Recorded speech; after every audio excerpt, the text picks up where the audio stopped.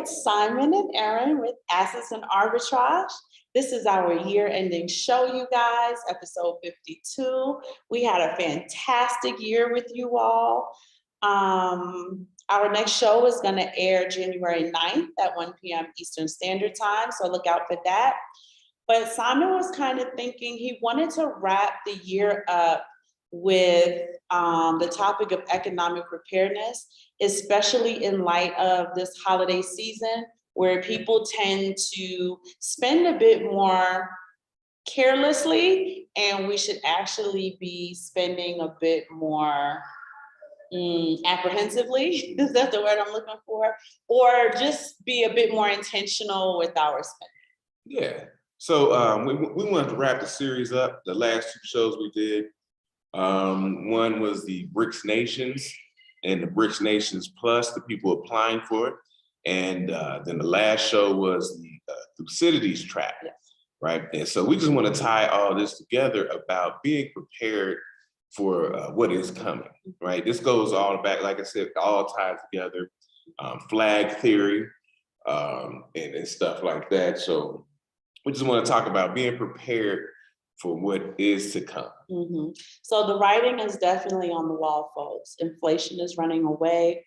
We are living and experiencing the consequences of helicopter money from multiple stimulus packages, from trillion-dollar bills being written in this current administration. We're also looking at, we know that the Thucydides trap is boring. Great homeschool video, you guys, for you guys who are homeschooling. It's great for homeschooling. And we do realize that some of the topics we have are more technical, a bit drier, a bit more boring, but it's to help us have a comprehensive understanding and outlook on what is currently happening in our global economy and not just the local US economy. With the backdooring of the petrodollar, I think it's important for us to have some plan Bs, plan Cs, and plan Ds in place. With the movement of the wealth, a lot of the precious metal wealth, which is old wealth and more valuable, it's very important to understand that. The older the wealth, the more valuable the wealth is, moving outside of the US economy and into the hands of other countries. Just kind of understand that it has a significant and profound effect on your local economy. And you need to find ways to cushion. Mm-hmm. And what do you usually say about the spending power? Finding ways to optimize or at least protect. You can't optimize it, at least protect your spending power. Yeah, and that's what we say, so collect these things, which she's talking about, precious metals that have scarcity. We also talk about Bitcoin that has ultimate scarcity. So, you have to, purchase what you can. It's not a big deal. We always talk about dollar cost averaging, right? Absolutely. And then, whatever it is that you have free, purchase that weekly, bi-weekly, something like that. We always promote precious metals, get, some silver, some gold, bi-weekly, or every week, whatever you can do. But, start protecting your spending power, because the dollar is it's losing leverage against other currencies, and so you want to use it while it still has its power. Use it while it has its power to buy assets, and like we said, for preparedness for your family, 50-year plan, right? 100-year plan. So this is what we just want to talk about. We want to tie all this stuff together because there's a lot of things going on around the world where it looks like people aren't prepared for what may come. They're not prepared for even the slightest bit of rain, much less winter. Mm-hmm. So this is one of the reasons why we do spend a lot of time talking to you guys about the global economy. Macroeconomics and microeconomics should be a critical aspect of your week.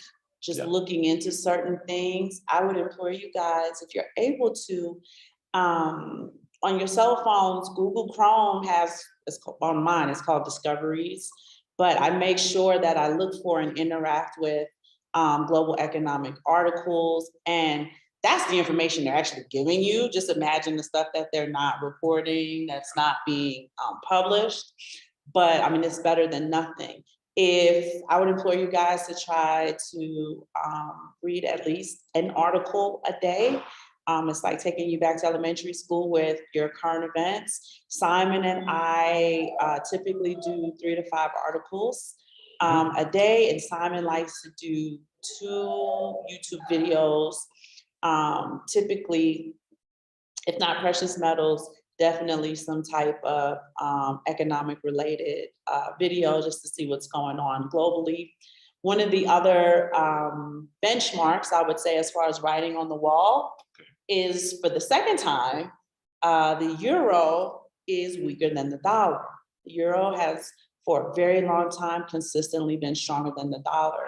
So just understanding that the euro being weaker than the dollar now, that's a Western nation, like you're a Western nation. They're struggling. So you want to start kind of, as we would say, battening down the hatches and tightening up budgets. You know, take a look at your household budget. What do you need? What don't you need? What's necessary? Yeah. What's really a want? Feels like it's necessary, right? Because it's a creature comfort. But where can you kind of trim some of the fat? Especially with our kids. I mean, as Black parents, especially when you're doing well, we have the tendency to want to give our children all the things that we didn't have growing up. And we tend to overindulge them. I'm not saying don't overindulge them. Let's indulge them in things that are productive. If your children are like ours and don't need another toy or another device, buy the precious metals for them. If you're not into it and you know you have, teenage sons or tween daughters and they're into Marvel or DC Comics or whatever, precious metals has a genre of different interests where you can buy those things for them. You can buy them, $100 bill that's silver or grams of gold, and put it in a Christmas card. Just things that are able to be easily transferred to your children, your nieces, your nephews, your godchildren, children you're mentoring. Simon and I have noticed an uptick, which we love, of men, especially Black men, mentoring kids in the community. So if there are kids in the community you're looking out for, maybe you have to keep custody of those things for them if their home life doesn't allow for you to transfer wealth, and the wealth's going to be misallocated. Just little things you can think of to do in order to get that wealth going. Like, you're going to spend the money anyway, which a lot of people do. Let's just find more productive ways to spend the money. Maybe you set up a Bitcoin wallet for your kids, your nieces, your nephews, whoever, brothers, sisters, siblings. If your mom is stubborn, like my mommy's stubborn, you got to set up a Bitcoin wallet for her. And then, if she wants to go shopping and buy some new shoes or a new dress or something, hey, yeah, I got you. Here you go.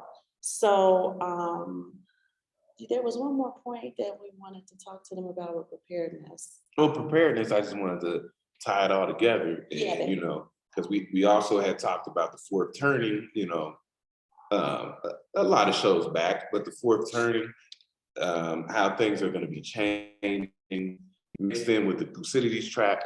And that's why we're big on the flag theory. And flag theory, we talked about this before, but let's go over real quick.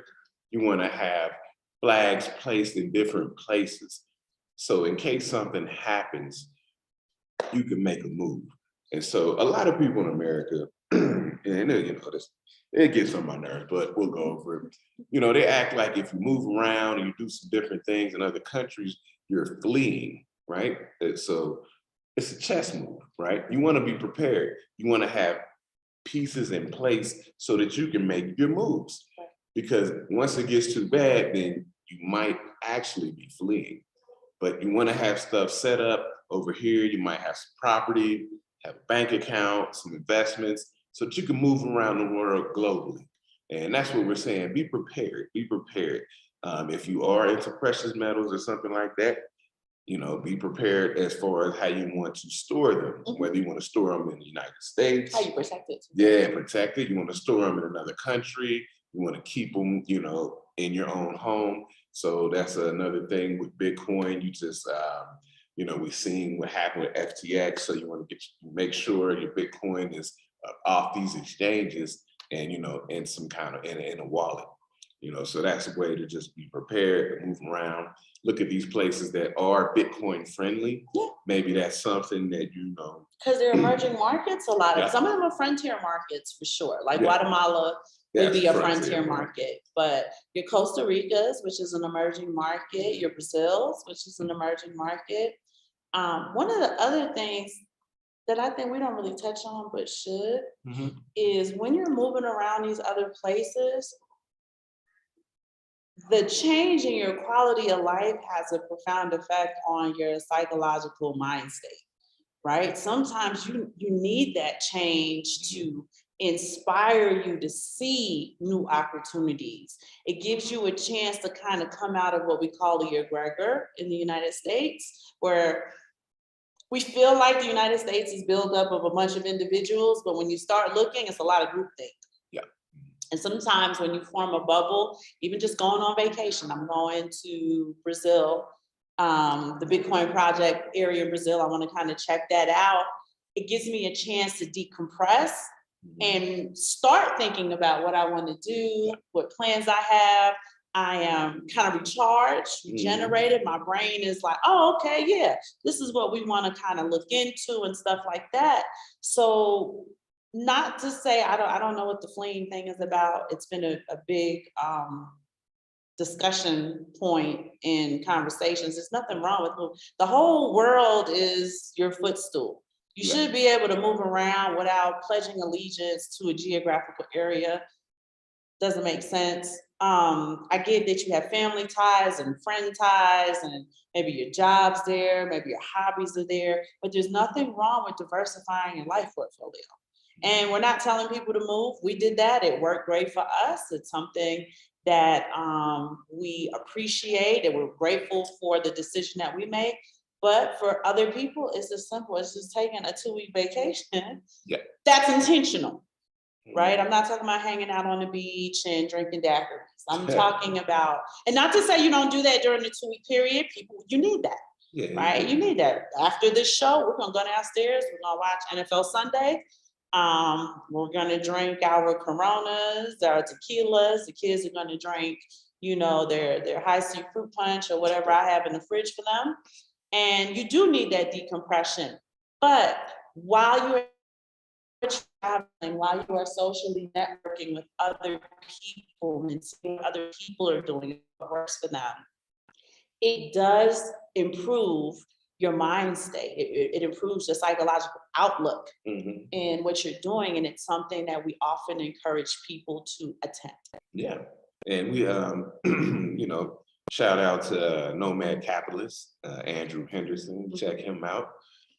He did a great video the other day talking about your leverage against the euro. So if you are interested in Europe, you can go to Europe. You can go to Europe at a discount.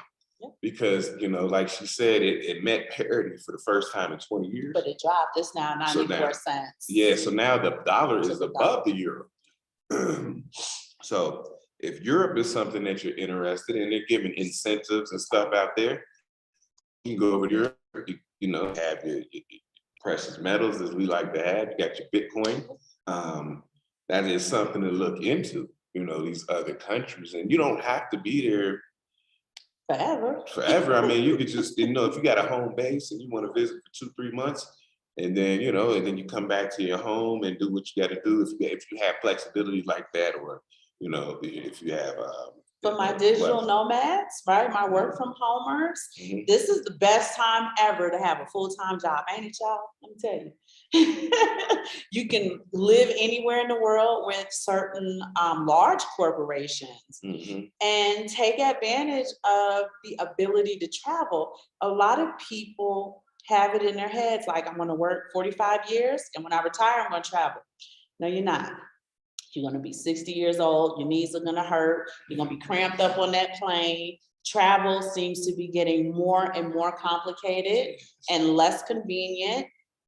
There's been shortages and pilots and this and that and that and the third. So do it while you're young and you got the energy to do it, while you have the spending power to do it. Because once you're on a more fixed income. Yes, yeah. So there's like there's a chart, but I don't have it right here. But anyway, you have more earning potential at certain years in your life, right? And so once you start getting older, you're going to run into, like she said, a fixed income or an ability to earn less, right? So like they always talk about like men hit their peak in their 40s, 50s of earning potential. And then, but when you get later than that, 60s, 70s, it gets locked in. It gets locked in. You're on a fixed income, whether it's your retirement, your investments, Social Security, which won't be here much longer unless they do something different to fix it. But do it while you're young. That was the thing. Because when we started out on this journey, I was going to retire and do it later, and I said, well, let's retire early and do it while we're young. And then just adjust, right? Yeah. So you also want to be very flexible. While we tell you guys to plan and build blueprints and stuff like that, you have to be like water. Just have to kind of go with the flow. Things change from moment to moment. What was absolutely, utterly critical in this moment becomes obsolete in the next, especially because we live in a technological era.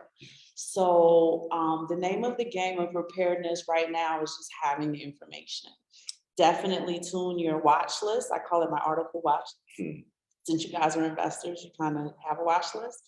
Tune your articles to a watch list where you can just kind of see what's going on in your local economy, the city you live in, the state you live in, the country you live in, and then the world. It also helps you to make better investment choices. Simon had mentioned earlier that precious metals is scarce, but silver is moving into ultimate scarcity. Yeah. So this is not financial advice. We're not financial advisors. We are typically telling you, if you see the writing on the wall, it gives you the opportunity to front run opportunity in chaos, in disaster. And economic downturns doesn't have to be an economic downturn for your household. It can be the absolute opportunity for you to add to your wealth, to learn new things, to add new experiences to your life portfolio. Like he said, for those of you who dreamed of going to Europe at a discount now, for the first time in, I think, 11 years. So you can take that opportunity now. Spain, for my digital nomads, they now have the nomad visa for people who work from home digitally. You just have to prove the income, which I think is like $2,000 a month. That's nothing. So if that was something that was on your list, now's the time to do it, and you'll do it at a discount. There is an arbitrage there at this point because your dollar is now stronger than their euro. So if you're getting paid in dollars, it is Forex trading in real life for my Forex traders. I know you guys like pushing the buttons and doing the high frequency trades and the leveraging and the options, but this is an opportunity for you to do these things in real life. And gaining whatever you need to gain from it to become a better person, a better parent, a better spouse, better daughter or son. It just adds overall to your life portfolio, and it's part of economic preparedness. Yeah, and so we're going to get into, let's talk about physical preparedness, right? We're not like doomsday preppers or nothing like that, but you got to get your physical preparedness. You got to have your water, right? Oh yeah, you got to have your water, especially in other countries. Yeah, you got to have your canned goods. You got to be ready with that. If you are, people who like to have guns and know the law of your country. If you have weapons. Yeah, so if you like have guns and artillery, you have to have that together. You've seen when it happened with COVID, people couldn't get toilet paper. Yeah. So you want to get prepared physically, but basically have your water. That's what I'm big on, having water. Be prepared with your water.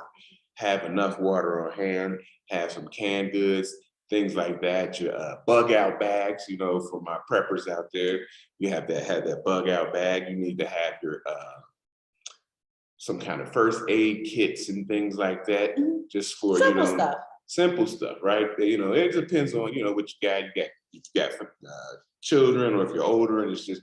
You should have that anyway. But yeah, have those things in preparedness, because if you ever notice, they have those as they call them, doomsday preppers. But a lot of them doomsday preppers got a lot of silver, because they know if things go down, there's some bartering going on. Right. So, you want to have these things on hand. You want to be prepared, because there's a breakdown in the supply chain. There's going to start being what? More severe, more. Simon went to buy, what did you go to buy at Amazon? The Bengals winter hat, right? Oh, yeah. And for the first time ever in our Amazon experience, it said, due to high traffic or something, please order this later. It said something crazy.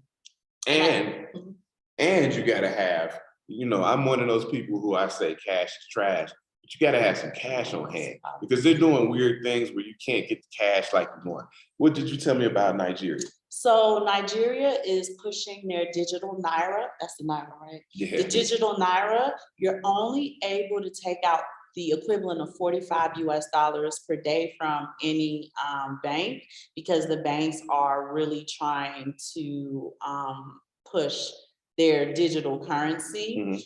We also read an article, I have to find it and try to put in the link. I may not be able to find it if I didn't save it. But what our tier 1 banks are trying to do, so we're talking about the Chases, the Wells Fargo's, the Bank of America's, and maybe like Fifth Third and a few other lower tier banks, they're trying to push bank to bank digital currency. So if you're doing certain things, you can get incentivized by getting their digital currency. Maybe if you have their credit, their lines of credit, I'm sorry, y'all. They can incentivize you, will add extra. That way they can move the digital currency from bank to bank, because you got to remember, in this crypto game, everybody's trying to find a way where they can manipulate the money in a system that was designed where the money can't be manipulated. Right, so they're trying to find workarounds. So like he said, you do want to keep some cash on hand. He calls it cash on the sidelines. You do want to try to do what you can to have disposable income. I think that's very important in a world where people are barely check to check. Yeah, and I'm gonna shout out, Andy Shackman, what he says about keeping cash on hand. He also mentions you need to keep smaller bills. I agree. Right, so that you can do transactions, because I haven't been to the United States in a long time. About a year back. Yeah, but $100 bill, you try to go get something, I don't have change for it. So you need to keep small bills on hand too, just for things so that you can make transactions. That that's like the equivalent of silver against gold, right? Because you can make transactions with silver because there's smaller denominations per ounce. Where if you just have gold, it's like nobody has change for $1,900. Yeah, so but I do have $23. Keep some physical cash like in your home so that you can move around, do some things, because stuff is, we're out here in Mexico, sometimes the card reader don't work and this and that. So we have to have pesos on hand so that we can do what we need to do, whether it's just go buy dinner like we did today. We went and bought some food for the family, but we had small bills on hand. Because even here, if you use large bills, people don't have the change for it. And it's like, well, do you have smaller bills? So keep cash on hand and smaller bills so that you can move around. This is just, we're preparing for what's about to come. That's all we're saying. This is like, it's not physical. It's not financial advice, but. And there's one more thing. I know in the US, there's heavy encouragement of using your card, right? So we're used to, like in Florida, I don't know how many other people in other cities and states have experienced this, but Florida was having a severe change shortage. So we don't have quarters, dimes, nickels, pennies. In order to give you back the change you need, please use your debit card. Now, when we talk about that, we're talking about if things get tight enough and there's another run on the bank, like there was during COVID, Mhm. right? Stuff can get frozen up and you don't have the physical money at home. You're hoping I could just go stick my card in the ATM and get some cash. So kind of like maybe this back in the day that you had the rainy day piggy bank, you know what I'm talking about? When you Okay. got change from, you went to the supermarket today, they gave you back $1.57 change. Just put it in like the jar and Yeah. keep it and hold on to it. I got back. And it's a good way to just kind of have a mini emergency fund within the house, which we do. And sometimes we just get so much change. Now we gotta go like trade it in to get actual bills and stuff, which a lot of people do. Remember, people used to have quarters and stuff in the water cooler. You know what I'm talking about, baby. Yeah, you used to take them to Kroger. Or and Publix they would give and you exchange it. You got like $900 in quarters. Yeah. It's craziness, right? They're like, we can't even change this for you. We gotta go to the customer service desk to do this. So just little things. And really the devil is in the details. So we're telling you all of these little things that may seem like it's not a big deal. It may even seem a bit nonsensical, but they have huge impacts, Mhm. right? It's when you skip that stone, it's a teeny tiny stone, but the waves that go out in the water get bigger and bigger and bigger as the waves go out. That is a natural occurring thing in nature. Mhm. So if it happens that way, it also happens that way economically within your household. Just little things. As parents, you know, watching your electric bill, maybe get your windows sealed, Yeah. turn the lights out. You know, our kids are good for leaving on. lights on. And they're little, we have little ones. So at nighttime, especially because they don't want it to be completely dark, maybe use a night light. Just finding different ways where you can protect at this point your spending power, how you're paying the bills, how you generate income. Yeah. I'm not sure how people are generating income, but with all of the layoffs and all of the shortages, you may want to just kind of brace yourself just in case. Yeah, and I don't want to be redundant. We said this on other shows. You got to have your paperwork in order. Oh, yes. I don't know if you guys are seeing the same thing we're seeing, but on your timeline, your social media, seeing a lot of people dying late 30s, 40s, early 50s. Got to have your paperwork in order, and either if you're gonna have some assets you're gonna leave, or you got to have some life insurance.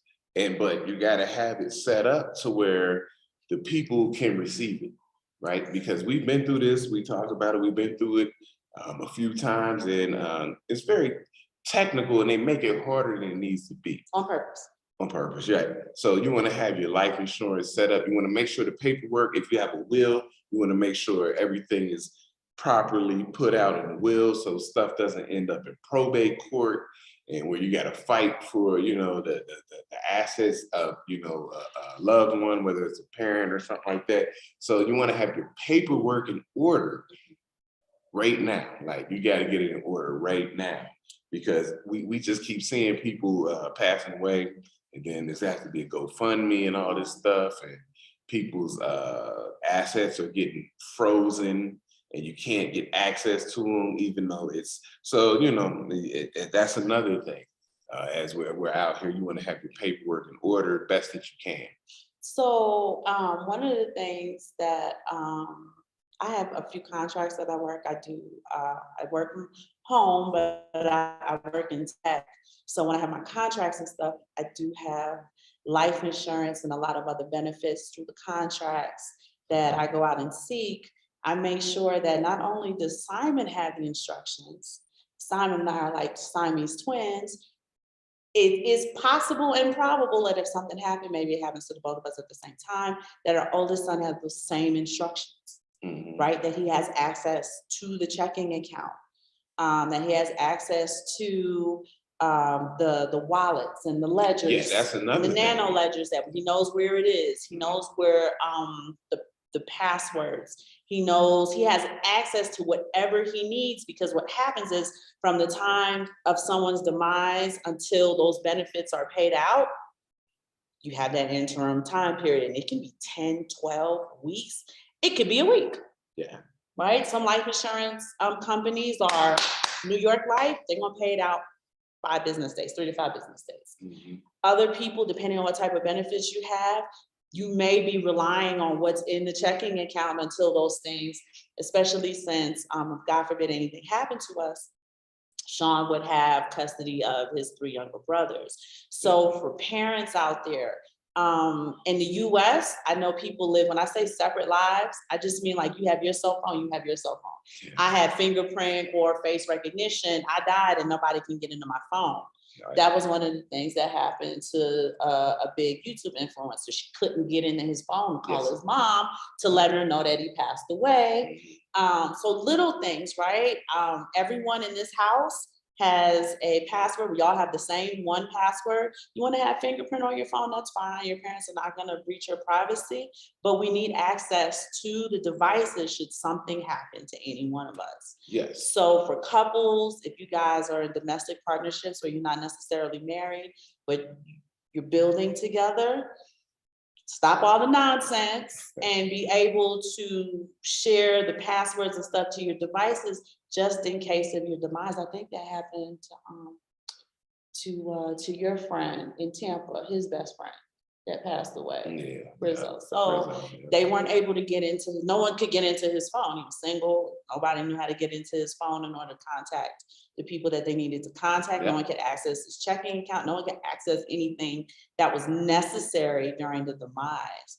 The other thing you brought up this morning, babe, but you didn't bring it up just now. Oh, I'm about was- to bring it up now. Okay, go ahead, babe. Yeah, you know, and we say stay ready so you don't have to get ready. Mhm. You know, there's programs out here at, you know, different places, but I think, you know, you can, and people don't like to think about this, but you want to go ahead and start, you can prepay for your burial and your funeral, right? You know, and so that if something happens to you, if nothing less, you'll get buried and it's paid for.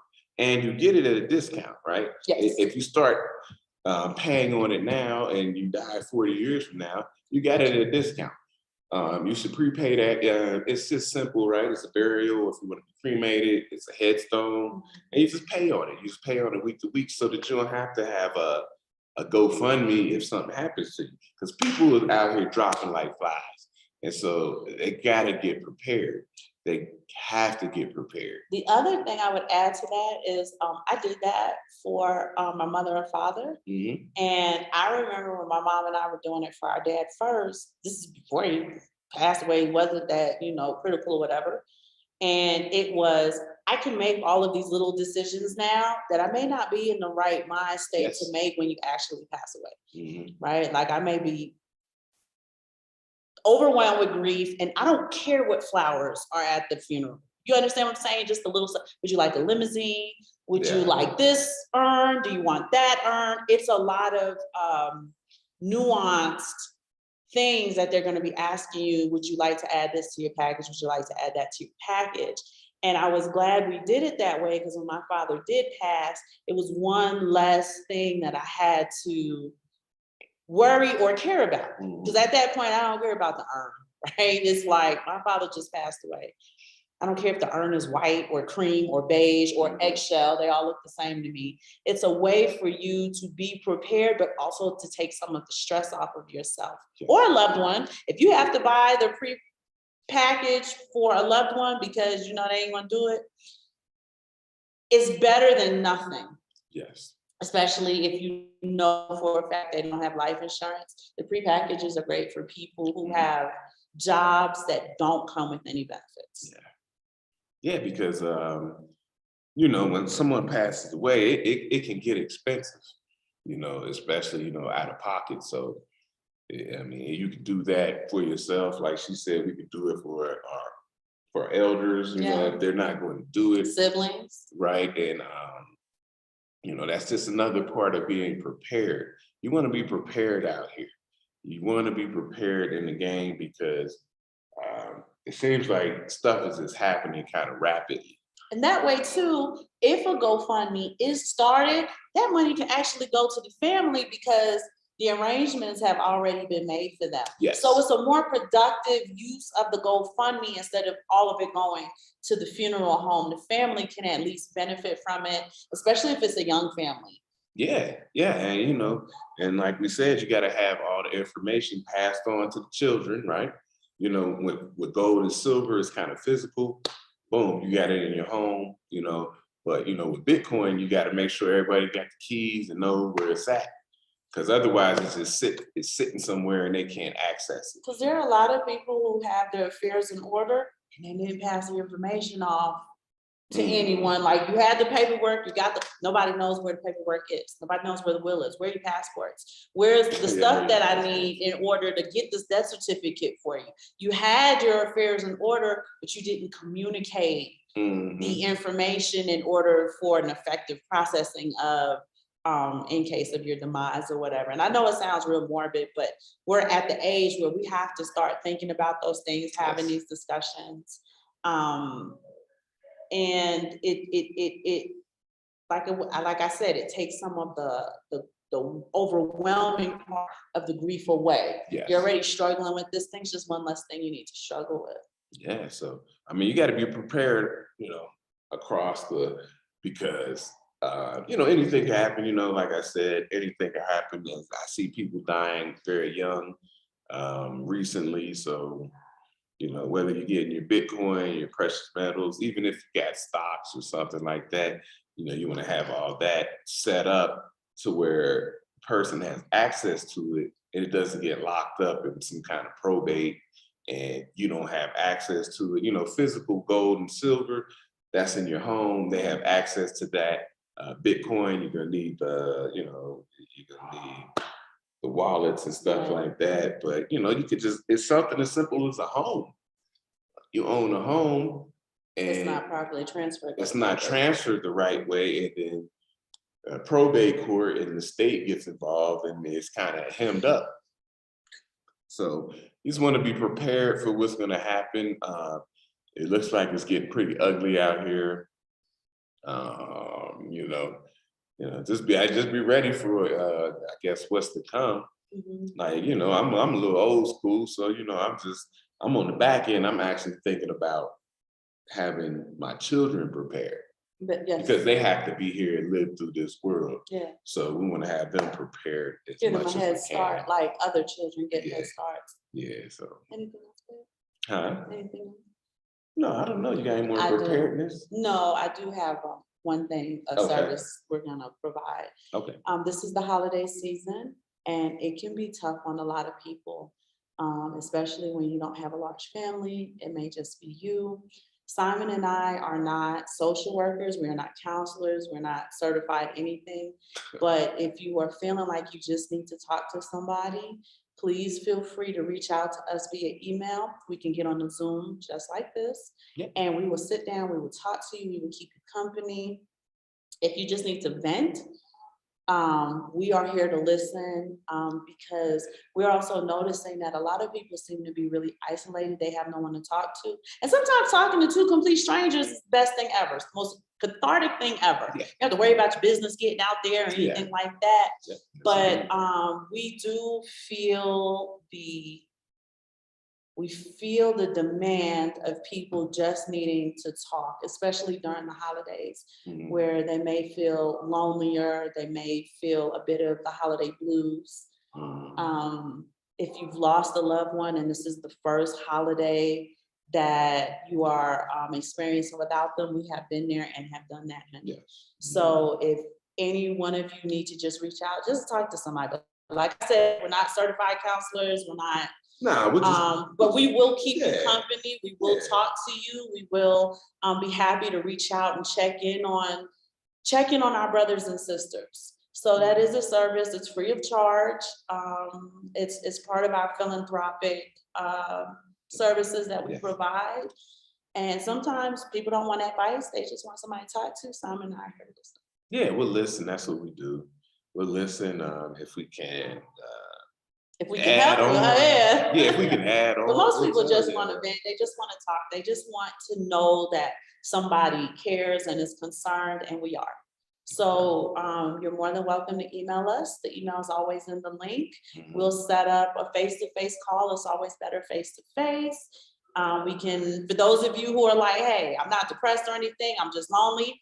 We're happy to do virtual happy hours with people, where we sit down and just chop up good game, talk about whatever you're in the mood to talk about, if that is something you feel you need, especially around this time. So please feel free to contact us if that's something that you need.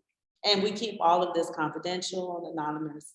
You don't even have to tell us your name. You give us your whatever tag name you go by or whatever. But we're our brother's keeper. So definitely, if that's something you need. But other than that, we're gonna see you guys again on January 9th. We'll have our brand new first of the year show. Don't know what it is yet, right? You guys are gonna be as surprised as we are. I don't know what is it. But we'll make sure it is something that is, to bring in the new year. We'll make sure it's something that's fine. Yeah, something fresh, something fresh. But we love y'all, and right. we'll see y'all soon. All right.